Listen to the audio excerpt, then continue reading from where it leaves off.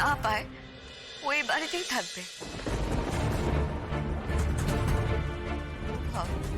তোমার লাজুর প্রতি কনসেন্ট একটু বাড়াবাড়ি হয়ে যাচ্ছে না?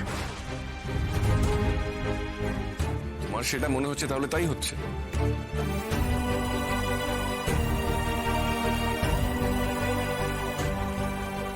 হ্যাঁ, বললো তা আমি না খুব টায়ার্ড, অনেকটা রাস্তা গেছি, অনেকটা রাস্তা এসেছি।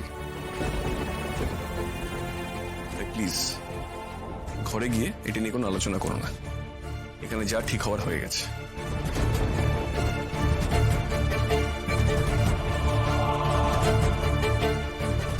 আর যার যার আপত্তি আছে লাজুর এখানে থাকায়, আমি সবাইকে একটা কথা বলে দিচ্ছি, ঠাম্মি এখনো এই বাড়ির হেড অফ দ্য ফ্যামিলি। ঠাম্মির এই ব্যবস্থাটায় কোনো আপত্তি নেই, তাই তোমাদের যদি কোনো আপত্তি থাকে কিছু করার নেই, তোমাদের এই ব্যবস্থাটা মেনে নিতে হবে।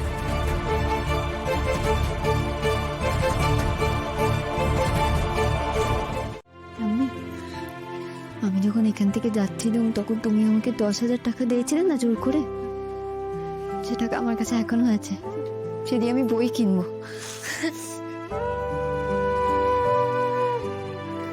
এবার কিন্তু মন দিয়ে ঘাড় খুঁজে পড়াশোনা করবি, কোনো দিকে চোখ নয়, কোনো দিকে কান নয়, কোনো দিকে মন নয়, সবটুকু চোখ কান মন কেবল পড়াশোনা।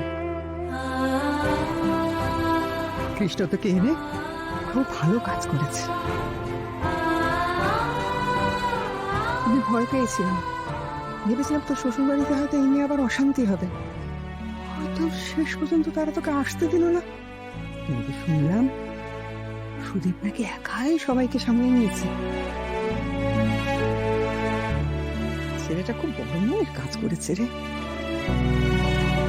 সত্যি বলছি, এতটা তার থেকে আমি আশা করিনি। হ্যাঁ রে, ফোন করেছিলি তাকে? ও ফোন করেছিল এই বাড়িতে ঢোকার একটুক্ষণ আগে। বেশ, কি বলছিস রে? এরকম সকলের সামনে এই কথাটা বললো না তা? হ্যাঁ তো মানে বাড়ির বড়, তুই কি করছিলি? তুই কি আটকাতে পারিসনি? এতক্ষণ ধরে যা যা ঘটেছে সেসব শোনার পর তোর মনে হয় তখন ছোট বোনই আমার সঙ্গে ঘরে চলে যেত? এত রেগেছিল না, মা জেঠিমণি কারো কথাই কানে তুলছিল না। বৌদি ভাই যদি সেখানে থাকতো তাহলে না হয় সামলাতে পারতো। তুই তো আমাদের বলিসনি লাজুকে নিয়ে এরকম একটা কাণ্ড ঘটবে বাড়িতে, তাহলে কিঙ্কিনি কিংবা আমি কে একজন থাকতাম এই সিচুয়েশনটাকে হ্যান্ডেল করবার জন্য। আচ্ছা, বনলতা এতদিন এই বাড়িতে রয়েছে, তুই ওর সঙ্গে ভালো করে মিশিস না কেন? ওর সাথে মিশলে, ওর সঙ্গে দুটো কথা বললে, ও হয়তো ওর এই সমস্ত প্রাইভেট ব্যাপার স্যাপার নিয়ে কথা বলবার একটা স্পেস পেতো, বাড়ির সকলের সামনে বার্স্ট করতো। বড়দা ভাই, আমি ছোট বৌদির সঙ্গে মেশার চেষ্টা করেছি, কিন্তু ও তোমার লাজুর মতো মিশুকে নয় না। নিজের মর্জিতে কথা বলবে, কোনো কোনো দিন খুব গল্প করবে, কোনো কোনো দিন একবার ঘর থেকেও বেরোবে না। আমি তো আগে থেকে জানতাম না না যে ছোটদা ভাই আর ওর এমন এমন প্রবলেম চলছে। ব্যাপারটা শুনেই খারাপ লাগছে। বাবা কাকা এদের সামনে বনলতা দুম করে বলে দিল যে ও কৃষ্ণর সঙ্গে বেড শেয়ার করে কিনা। তুমি শুধু বনলতার কথা কেন বলছো অনুপম? এটা তো যে কোনো মেয়ের পক্ষেই একটা, আর শুধু মেয়ে বলছি কেন, একটা কনজুগাল রিলেশনশিপ এটা তো বড্ড অস্বাভাবিক। না শোন কি শোনা, এটা বাড়ির সকলের কাছে নালিশ করে ঠিক করার বিষয় নয়, এটা নিজেদের মধ্যে আলোচনা করে ঠিক করবার বিষয়। তুমি তো শুনলে, ও তো কথাটা বলার জন্য বলেনি, একটা কথা হচ্ছিল বলে ফেলেছে।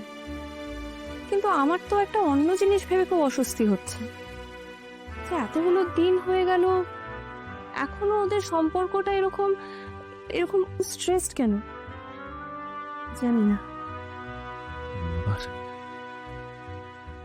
প্রথম থেকেই তোমার যে সন্দেহ, যাকে নিয়ে সন্দেহ, তো তার কারণে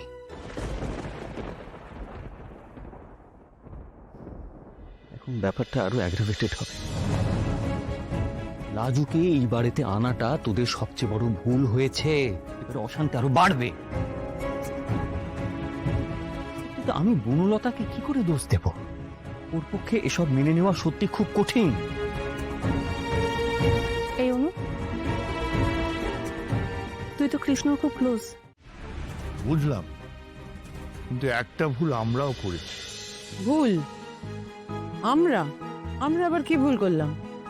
আমাদের না কৃষ্ণকে একটু সময় দেওয়া উচিত ছিল, বুঝলে? এই যে বনলতা বিয়ের পরদিনই চলে গেল, এটা তো ভালো না, এটা সন্দেহের ব্যাপার। তারপরে আমরা যখন জানলাম বনলতা বেঁচে আছে, তাড়াহুড়ো করে ওকে এ বাড়িতে নিয়ে আসার চেষ্টা করলাম। একবারও জানতে চাইলাম না যে কেন বিয়ের পর দিন পালিয়ে গেল, শুধু ওর মুখের কথায় আমরা ভরসা করলাম। এই কৃষ্ণকে না আর একটু সময় দেওয়া উচিত ছিল পুরো বিষয়টা সম্পর্কে ধাতস্থ হওয়ার। সেই জন্যই বনলতার এই ফিরে আসার ব্যাপারটা ও আমাদের কাছে লুকিয়ে রেখেছিল। এই যে বনলতার অজ্ঞাতবাসের কারণ কি, কেন বিয়ের পরদিনই পালিয়ে গেল, এইটা হয়তো কৃষ্ণর কাছে খুব একটা পরিষ্কার ছিল না। অথবা কৃষ্ণ জানতো কিন্তু সেটা মন থেকে মেনে নিতে পারছিল না। সেই কারণেই ভাবছি আমাদের না কৃষ্ণকে বোধহয় আর একটু সময় দেওয়া উচিত ছিল।